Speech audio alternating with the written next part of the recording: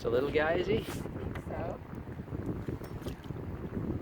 Oh, I got some. Yeah. Oh, the little smallmouth. Okay. I'm gonna take him right off. Poor little guy. I'll let you. You know how frightened I am of this. Sure, sure. Hang on, he doesn't look Just like grab the jig head by its head. No, I'm scared. I'm scared. You do it. Okay. So, we were just out fishing, and we landed a couple of smallmouth bass, which I keep in this plastic bag to sort of contain the odor and not get it all over the bottom of the boat, although some invariably does. So I've got this one here, and a smaller one here.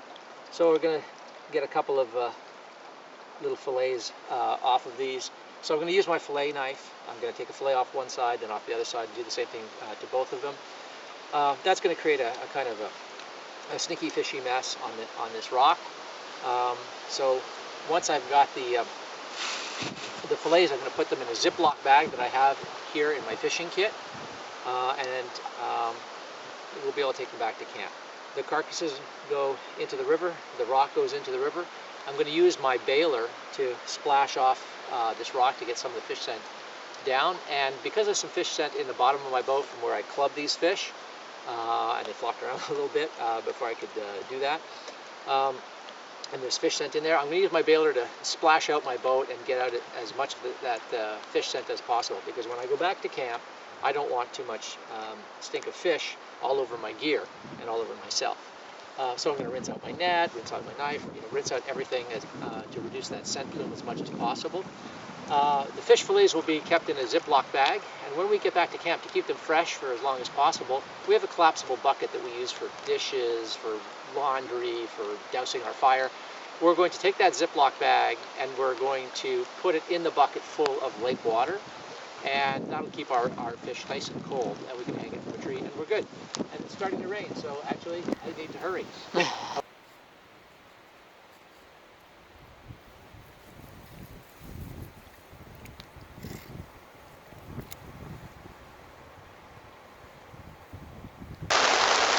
So what are you doing? Cooking up the fish we just caught. What's that? You better speak up. Cooking up the fish we just caught. Melting some ghee. Yep. In a pan directly on the coals.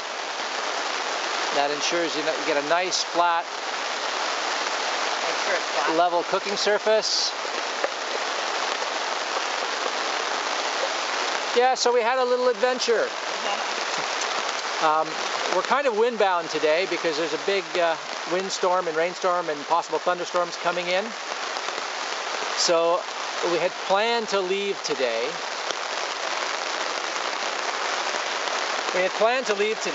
This morning in fact. We were going to break camp early and cross the portage from Wolf Lake, where we are now, into Island Lake, and from Island Lake back into Farm Creek. And camp somewhere along Farm Creek, just make a bush site somewhere out there. And there we would spend our last night, tomorrow night, or tonight. Yeah, tonight, that would have been tonight. Our last night out there. But that didn't work. The weather forecast changed, thank goodness for cell signal in the bush. The weather forecast changed and told us that there was impending storms coming in with very high winds. And I don't mind so much paddling and portaging in the rain, but I really do not like having to cross a big, wide floodplain or a big lake or even a small lake when there's a good chance of thunderstorms. The scariest moment I've ever spent was doing that. So I don't want to do that again. So between the winds and the rain and the thunderstorms, we're windbound today, or weatherbound. We're staying here. We decided to go do a little fishing before the storms really rolled in. We had a short window of about an hour. We cut it really close. We crossed our lake here and caught 2 small bass in the bay. And we were just filleting them on the far shore when, sure enough, it started raining. So we had the foresight to bring our raincoats, as we always do on these day trips, however short. And we got back dry, although we came back in the pouring rain. Got everything put away, and now We have fresh fillets for lunch for my wife.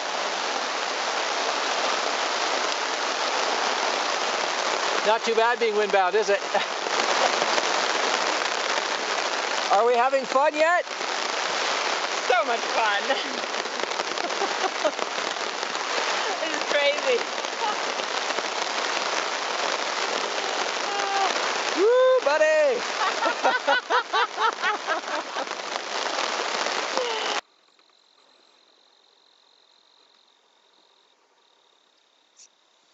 The morning of day 9, and the lake is so placid.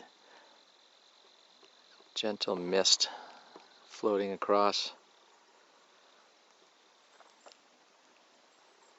That sun is bright and warming. Thank goodness, drying things out a little bit before that next batch of rain comes in. You would never guess from this the maelstrom that blew through here yesterday. It was just incredible. But the tarp was strung just right. It was just deflecting the wind perfectly, and our hearth fire was acting as a nice thermal mass. It kept everything nice and toasty warm under the tarp. Our hardwood supply that we've been replenishing day by day has been kept dry by this extra tarp that I keep as part of my ditch kit. It's just been great. And I'm happy to say the new tent that we bought last year and that we used last year and held up well in some storms is holding up well again this year. It hasn't sprung a leak, holds up well in wind, lots of guy out points. It's just been great. It's been a lovely campsite. I like base camping. I enjoy staying in one spot for a while and exploring surrounding lakes and the bush from such a place, but one starts to get restless, but I have not gotten restless here. This has been really comfortable, and it's felt really, really secure against everything that's hit us in the last few days. This is due to be our last day in the bush when we head out. Unfortunately, our plans got messed up. We were supposed to break camp yesterday and start making our way home yesterday, so that today we'd be breaking camp for the last time and be on the final leg and almost out. But that didn't come to pass. Yesterday blew up a real storm. Very, very high winds, driving horizontal rain, kept us pinned down all afternoon and evening. You wouldn't guess. I mean, it's so calm right now. The lake is flat, and there's still a mist on the water. That's how little breeze there is. It's just beautiful and calm. But more of the same is blowing in. So we're windbound again today because looking at the forecast, there isn't enough time for us to break camp and start down the lake and go do the portages and the liftovers and so forth. And then we have this big crossing again across Wawashkesh Lake, and that is a lake you do not want to cross in high winds. So there isn't a chance that we can get out of here today. So we are windbound. So that means we are staying a day late. What's worse, the forecast for tomorrow looks the same. So we will probably be windbound again tomorrow unless there's an opening in the morning where we can make a lot of headway and get across that lake. But we're about 6 hours away from the final takeout to our car. And Under good conditions. And that's under good conditions. That's if the portages go well, and there isn't a wind that you have to fight, because crossing Farm Creek is easy in windless conditions or low wind conditions, but in high wind conditions it's a nightmare. It's a series of meanders and switchbacks and over-exaggerated S-curves. No matter which way you're facing, at some point you're facing into the wind or broadside to the wind and getting blown around. It's really hard, heavy going. We've done it before. And it's really, really hard. But we've never done it in the winds that we experienced yesterday or the winds that are due to come today and tomorrow. So it's out of the question, because you're also in an open floodplain. And if you get stuck, if something happens, there's no place to go. There's just nothing but tall grasses and that kind of stuff. the actual land is very, very far away from the area that you're navigating through on both sides. So if we were to undertake something like that, there's a good chance that we could get pinned somewhere, and then we've got to make camp in just the most horrible conditions. Here we are, nice and safe. We've got a good camp, a good tarp setup, a nice warming hearth fire. It's going to be colder today and tomorrow, by the way. The temperatures are now dropping, becoming much more seasonal, much more common for this time of year. We've had it fairly good so far, but it's going to be a lot colder today and tomorrow and the next day. So we think it's more prudent to err on the side of caution here and just sit tight and wait this out. One thing that's been interesting, though, is if you had told me beforehand, well, Martin, you're going to go out, you're going to be out there for 9 days, but it's going to rain for like three of those days. The last 3 days you're going to be pinned down, then you're going to be windbound and stuck under a tarp for big chunks of the day, if not all day. I would have thought, that doesn't sound like a great trip. Maybe I'll postpone. Maybe I'll do another one another time.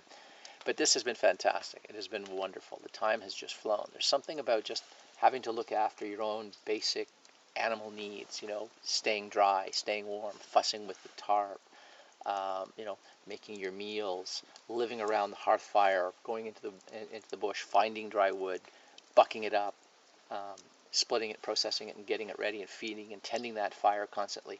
It has made the time fly. We've had a wonderful time. We've been talking, we've been reading, we've been laughing and joking and kidding around. Sneaking out for fishies. Snaking out for fish, whenever there's a break in the wind. Mind you, if we do that again today, I think it's going to be shore fishing because we're not sure exactly when this is going to blow in. But yeah, it's been fun. So it's been an adventure. The weather has lent an unpredictability to this trip that has made it a lot of fun. There's been a lot of coping, and one of the things I like, I said this in another video, one of the things I like about camping is it brings out your ingenuity and your resourcefulness, right? And this trip has been full of that, right? Constantly having to look after things, making sure that we stay dry. There is another problem, though, another sort of immediate urgency. Speaking of animal needs, we are very low on food. Now, we're not going to run out of food because when I showed our food bag, I said we had food for 11 days, and it was a 9-day trip. We in fact packed more than that, so we have something like 14 days worth of food, as it turns out. We overpacked. Here I was boasting how small our pack was and how light our food bag was, and in fact we'd overpacked. So we got plenty of food, but we're running out of the most important thing of all. We're almost out of coffee. And the wheels are going to fall off for me if I'm out of coffee. So that's another concern that we have. We have to get out of here as soon as we can because I'm going to get a powerful caffeine withdrawal headache if we are totally out of caffeine. How embarrassing. Okay, well, that's it for now. I'll check in later. Day 9, and this is the day we were supposed to leave, but the winds are supposed to be horrible later, so we've decided to stay. And but since the winds are fine right now, we thought we'd do a little bit more exploring. So we've done the last portage that we haven't explored yet into a little lake called Eli, and we're going to do some fishing here. 65-meter portage from Wolf into Eli leads to Eli Lake, which leads to another portage, which is about 85 meters. They're both easy. And that one leads to this little pond, which is just a little jump. At the other end of this one, we're not going to do it today, is a 300-meter portage that leads to a lake called Dutton, which is a beautiful lake that Martin and I have camped on a couple of times. We've enjoyed some really wonderful weeks on Dutton. Just beautiful lake. There's another way to Dutton from Island Lake that I believe is about a 1,000-meter portage. So it's probably easier to do from Island. I'd say it is. It is. We've done this portage once. The 300-meter portage, and it was very hard, but we're not 100% sure we had the right portage. We might have made it harder than it needs to be. We're just not really sure. It was, And we were told it was easy and it was super hard, so we might not have been on a portage at all. I don't know. What made it hard was it was low water conditions, so we ended up dragging the canoe to a big grassy meadow because there was no water. There was just a tiny trickle of water.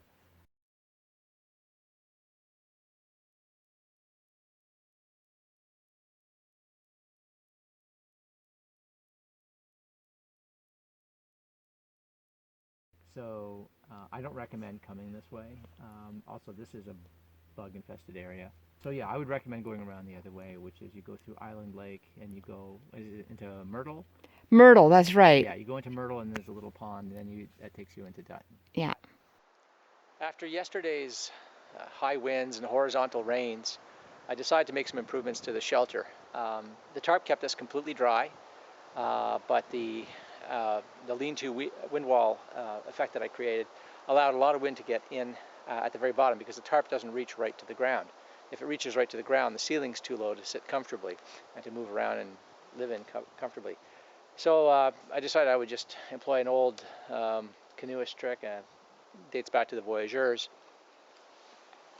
and that is to place your canoe on its side, propped up with some posts on the inside and tied down, and then guy out my tarp over it. And this creates a very solid wind wall all the way down to the ground, and everything that is shed, all the rainwater that is shed off the tarp will shed off the back of the canoe and away from us. And then coming around from the inside, you'll see I've got these a post here and a post on the other side, and it also had the benefit of pushing the back of the fly, well, pushing it back further into the wind. It has a tendency to bow in when the wind presses against it. This will keep it taut and pushed out, so it creates a roomier area. And then underneath, of course, we can stow all our gear, and it's nice and safe. But when you do this, you really have to make sure that the canoe is tied down taut, because you wouldn't want it to roll or blow or lift or anything like that. This is a light boat, so that is actually conceivable. So I've got gear in there that helps weight it down. The posts prop it up, but they don't help secure it downwards. So I've got a bow line here tied to some trees. The stern line is similarly tied out to some trees over here. And of course the tarp lines, I'm not using stakes, I'm using heavy rocks. And that all lends considerable downward vectors to hold the canoe down. So I think that should protect us against the considerable winds that are coming our way. Actually, we were just out fishing a while ago, and we cut our fishing short because we felt a few drops of rain, and then the wind started to pick up, and then it started to really pick up, and there were whitecaps out here just minutes ago, like 20 minutes ago, and now it's all calm again. But we also saw some thunderheads rolling by. Fortunately, they missed us. They passed to the south of us, so that was lucky. But there is definitely stuff coming in. Forecast looks pretty ominous, but I think we're all set for it. So what is for supper tonight? An Indian ground beef sausage medley. Okay. It's a curry. Okay, that's fine. All right. Well, the rains that we feared might come today did not materialize, thank goodness. There were some pretty big winds, though, so we were in fact stuck here. We did manage in the early morning to get out and do a bit of fishing, but we got skunked. No luck. No fish today. So no fish lunch. Well, no. Alana caught a fish, but it was not a keeper. It was a little too small, so couldn't make a meal of it. Then the wind changed direction on us, and this wind wall wasn't working so well, so I put the canoe back here, as I mentioned earlier. But then it took another turn, and so I had to move the tarp, the emergency poncho and tarp shelter that I had over there for my wood pile. I had to move it over here to this side, because now the wind is coming out of the north. So I've created just a vertical or horizontal, no, what am I saying? Diagonal wind wall, and I moved the wood pile under there. And everything looks good. We're all cozy and warm. Alana, because she is made out of steel, decided to take a swim, and even though it was freezing cold wind, because, you know, the sun was out at that moment. Okay, that's it. I think day 9 is going to be fairly uneventful. Tomorrow is day 10. The forecast is much the same, very high winds, so we're probably going to be pinned down here again another day. But we'll make the most of it. More fishing, more swimming. Fishing for sure from the shore. Swimming, not so much. So what are you doing there? Just putting some salt on the fish. And now I'm going to take the fish, put it in the hot pan. And then that rock is going into the lake, right? Yes. Okay. There you go. Now, 2 fillets of smallmouth bass. So the morning was very cold. It was 6 degrees when we woke up, and it was overcast, but it started to clear, and then it was nice and quiet. At least there was no wind. But the wind is picking up now, and it's just started drizzling a little bit. But we made the most of the morning while it was calm, and we went out in the canoe and did a little bit of fishing. We caught a number of small bass until we finally hooked into one that was sizable enough to make a shore lunch, and so that's what Alana is having. She's having fresh bass that she caught herself. yay! So this is now day 10, right? It is, Yeah, this yes. is day 10, so yeah, we should be home already. We should have been home yesterday. And we're windbound again. The forecast is exactly what we feared. High winds today. So we're stuck here in the woods. What an awful fate, having to do more camping than we anticipated. But we're laughing because we have plenty of food left, and we have just enough coffee to go one more day. So tomorrow we have to get out because we have morning coffee and then we're out. Serious rationing, but so far so good. Yeah, we've been rationing very drastically. Oh man, that looks good. It does look good. My wife wants to practice her firecraft skills, that is her fire building and fire starting skills for camping. There's a big rainstorm and heavy wind coming in, in case that's not obvious. So she's just harvesting some standing, or maybe in this case fallen, dry, dead hardwood. This is good. Yep, that looks like a maple, yep. We're gonna bring that back to camp and process that. And we will show how we build a campfire. There's a particular style of campfire that we like to make on our camping trips. It's called an upside down fire. It's not at all unusual, but it has some properties that we think are particularly useful when camping. Having harvested the hardwood that we need for the main body of the fire, she's now harvesting some softwood. These are dry twigs from, what is this? This is a balsam. No, this is a white pine. Is that a white pine? Yeah, it's a white pine. And this is good kindling. It lights up really fast. So she's gathering stuff that is the thickness of a pencil lead thickness. She wants about a fistful of that to help with her initial kindling. And following that, she's going to harvest a fistful, at least, of pencil lead thickness. Pencil. Thank you. So this is pencil lead, and that'll be followed by pencil thickness. And that will be our kindling. And that will be the only softwood we're going to use in this fire.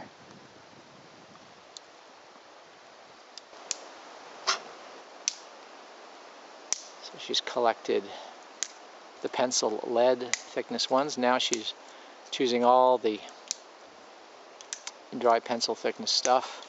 It should just snap off. It shouldn't bend. It should just snap off. A nice dry crack sound when she breaks it off. So she wants at least one fistful of those, preferably 2. And that'll be sufficient kindling to ensure that the hardwood will ignite. It's drizzling on us right now, and winds are starting to pick up again. I have moved the emergency poncho and tarp shelter from where it was over here on this end over to this end to create a wind wall because the winds have changed direction on us. And so I've moved our cache of dry hardwood over there behind us, so we can process this wood and get this fire going in a nice secure area, free from wind. Right here is the pencil lead thickness, and this is one handful of pencil thickness and another handful of pencil thickness. Nice pile of dry birch bark, and Lana is just sawing through the hardwood. So she's using a silky gomboy saw. It's a very good quality saw. It has a very narrow blade, and it bites in deeply and quickly. You don't have to apply a lot of force. The saw does all the work. Unfortunately, that saw is 3 years old, and I've been using it very heavily, so it's not biting through as well as it would if it were, say, 2 years old and not so heavily used. Need a little break there? Yeah, I might take off some clothes, actually. All right. So she is taking her piece of wood, putting on top of another piece of wood that is kind of like her anvil stone. And that's so that when she saws through, she doesn't hit the ground or anything like that and dull the saw unnecessarily. Once she's through most of the way, she doesn't have to finish sawing the piece off. She can take a hammer stick. She's doing that now, I guess, and she's just going to whack that sucker and break it. There you go. And that saves your saw. You don't have to saw all the way through. If you only saw halfway. Saves your arm. Saves your arm, saves your saw. Okay, I'll let you continue doing that. So all that maple is bucked up, and now she is preparing to baton. So she's got her fixed blade knife. This is just a Mora knife. She carries on her at all times, and she's using another stick called a baton to drive the blade through the wood and split it. There we go. So she has halved all of her wood, and now she's taking some of those halves and she's splitting them in half again to quarter them.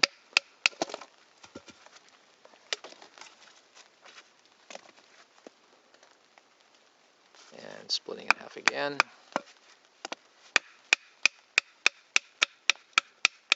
And at the end of this, she's going to have a selection of halves and then quarters and eighths and so forth.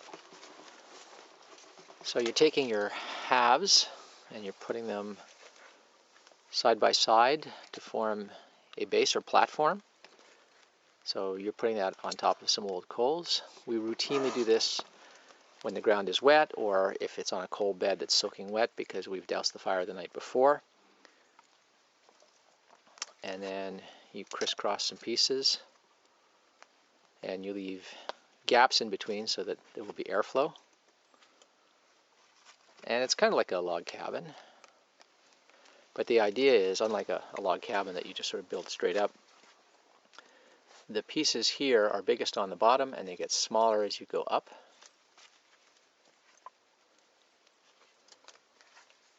So those are the smaller splits that she's putting on now.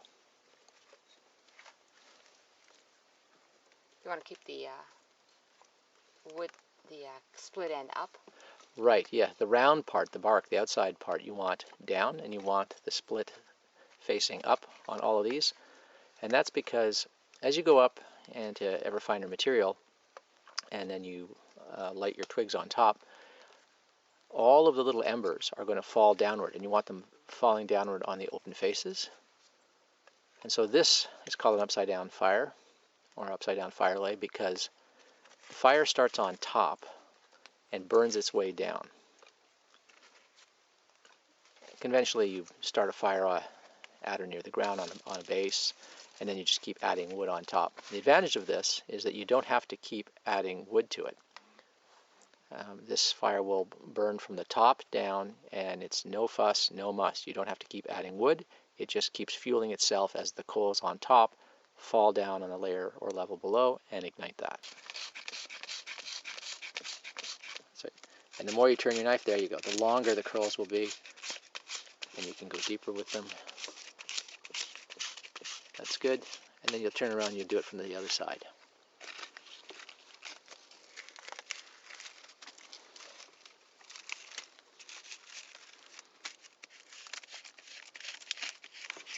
It's all, Yeah, that piece of paper is kind of coming apart. It You've got enough there to do it. I do? Just that the more you have, the better your chances. Okay, let's give it a try. So she's got her ferro rod now. She's using the back of her knife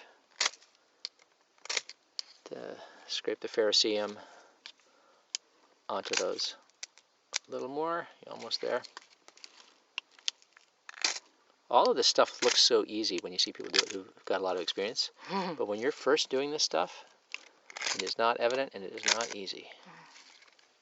Let me scrape some of this stuff together here. Yep, that's good. I may not have enough.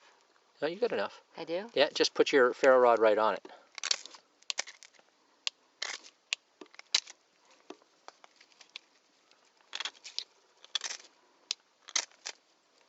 I want to do a longer scrape. There you go. Now bend the bark over onto itself to ignite it, self-ignite. There you go. All right, so we have ignition. Just drop that there. And now you're taking your pencil lead twigs.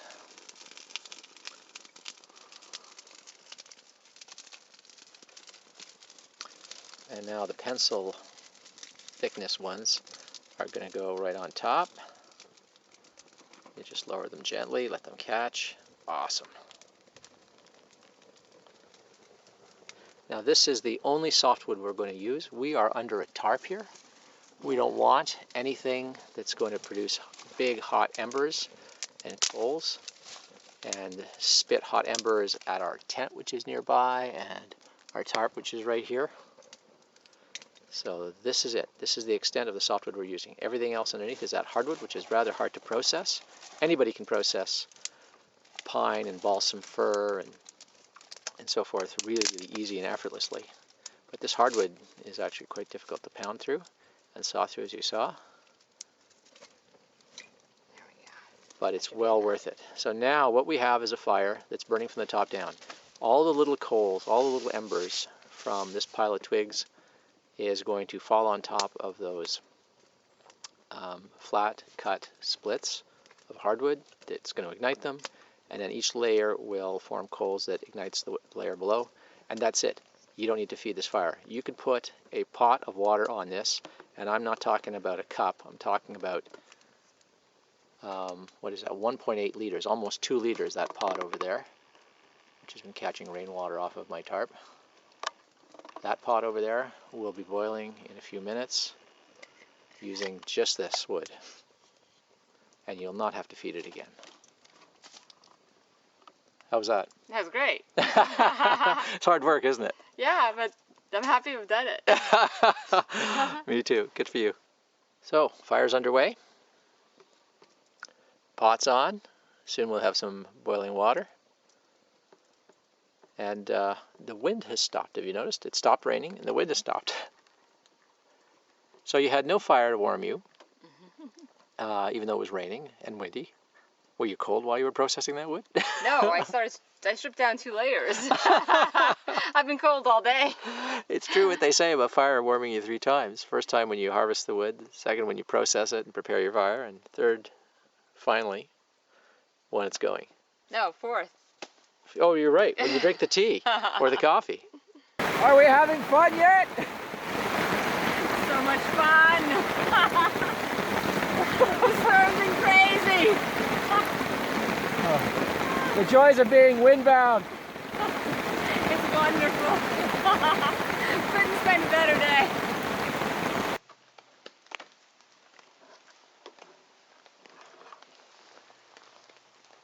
It is the morning of day 11, and today is pack up and go day. Finally, the weather forecast looks promising enough, non-windy enough that we can make a go of it and get home today. So we're 2 days overdue, so a 9-day trip turned into an 11-day trip, but it was fantastic nonetheless. It really poured last night, heavy rain, but not terribly windy overnight. So we were fine and snug and dry. The tarp shelter, the 2 tarps and the canoe over here held up really well. Everything stayed nice and dry. The hearth fire is going this morning. The coffee's ready to go. The area under here is nice and warm. We've got a nice little microclimate that's warm and dry. The tent held up really well, but I made a mistake. My wife is in there packing everything up. She's packing up the mattress pads and the sleeping bags and everything in there. But I made a mistake. We got a few drops of rain in the tent early this morning, and that's because the fly over the tent was not stretched out properly. The material on a fly stretches out and sags when it gets wet. And right here you can see this wet spot. This is just the material, that dark spot, that is just the material that has sagged and is pressed against the mesh. Now inside the tent there is water from condensation, from your respiration and perspiration. So the inside of a fly in the morning is always wet with condensation. That's moisture trying to leave the tent from your body, and it collects on the inside of the fly because the fly is cold. And so the moisture that has dripped in is actually not moisture from outside that has penetrated the fly, but that is just moisture inside the fly that has penetrated the tent, because the outside of the tent is pressing against the bug mesh, and the moisture that's on the inside of the fly is dripping in. So my bad, because I didn't sufficiently tighten these down here. These lines down here that pull the fly right down and stretch the material as far as possible. I didn't do a good enough job of that. I didn't guide out well enough. We hadn't had any problems in previous nights, and I thought we'd be fine. But last night was an exceptionally heavy rain, and the material stretched a lot more. And because of that, we got a bit of a moisture drip problem in the morning. Another thing I should have done is, there are vents on this tent. If you have vents on your tent, you should use them. It was a warm night last night, and I didn't use these vents to open up. I left them closed, and consequently the tent did not vent out its moisture as well as it should have. So my bad for that. I always sort of think that one of the most important principles in staying warm and comfortable in the bush in bad weather is moisture control. You have to know how to let moisture escape. You have to know when to dry things out and air things out. You have to know where to store things, not let things get wet, because once things start to get wet, it takes a long time for them to dry out, even over and around a fire. So I dropped the ball on that one. But overall, 11 days with a lot of foul weather, and we are dry and everything is good to go. The lake is calm. Very modest winds in the forecast for this afternoon, so we've got some wet portages ahead of us because it's going to continue to rain this morning. But if we're lucky, the rain will stop before we're all packed up, and we won't be paddling and portaging in the rain. Fingers crossed on that one. So next is a cup of coffee for breakfast, and pack up and get the heck out of here. We are breaking camp, and I'm striking the tent, and first thing to do obviously is pull up all the stakes, remove the guy lines, remove the wet fly, and pack it away. The wet fly is going to be packed separately from the tent. The tent is dry. It stopped raining right now, but the fly is wet on the outside from the rain. It's wet on the inside from condensation. I can't pack that wet fly with the tent, which is dry, because if we needed to make camp, let's say for some reason we're detained or the wind comes up and we've got to make a bush camp or something, we need a dry tent. If I pack the wet fly with the wet tent, the tent will be soaked throughout. So they're going to be packed separately. This is going to go in its ordinary stuff sack in a bag that'll stay dry. The fly is, I'm just going to treat it like a tarp. It's going to be packed wet. All right. So we've broken camp. Everything is clean and orderly for the next person that wants to make camp here. We left them a good pile of hardwood and some birch bark, a clean fire pit, no litter, no dirt, no debris, everything better than we found it actually. The canoe's ready, everything's put away in the packs are at the shore. So now we just need to put in, and now begins a long journey back. We are traveling from Wolf Lake, portaging, that's the longest portage of the day, into Island Lake. From Island Lake, the second longest portage into Farm Creek. Farm Creek is a series of beaver dam liftovers, and then 3 or 4 portages depending on water levels. We expect that the water levels on Farm Creek will be elevated, so we won't have to pole along like we did on the way in. So we think that the return journey along Farm Creek will be higher water and with the current, so that will help. And then the last step is the big crossing across Wawash Cache. It only takes about an hour and 90 minutes depending on the wind conditions. We're hoping, because it's supposed to be moderate winds coming out of the north, we will actually have a tailwind, which would be fantastic. So I think that will be the end of this trip log. Thanks for watching. Hope you enjoyed it. We certainly had a magnificent time here. This was going to be a completely different kind of trip. This was going to be a trip where we made and broke camp and moved from lake to lake, exploring a whole system to the north of Island Lake that we'd never visited. Upon walking that first portage, I realized my sciatic back pain is not up to it. It would be imprudent. So we had to just change our minds. And the beauty of Crown Land is you can just do that. You can say, you know, I don't want to do that. I don't like the weather, or I don't like the portage, or I'm not feeling well today, or anything. And you can just camp anywhere else. And so we camped here, made a perfect base camp to wait out a couple of days of rain, which turned into many, many days of rain. And then we got windbound for 3 days and overdue by 2 days. But we had a fantastic camping experience despite that. I wouldn't have missed a day of it. So this was fantastic. Thanks for watching. All the heavy rains in that last week made the paddle down Farm Creek quite easy. The high water levels meant fewer liftovers on the downstream journey. And we even got that tailwind we hoped for when crossing Wawash Cache Lake.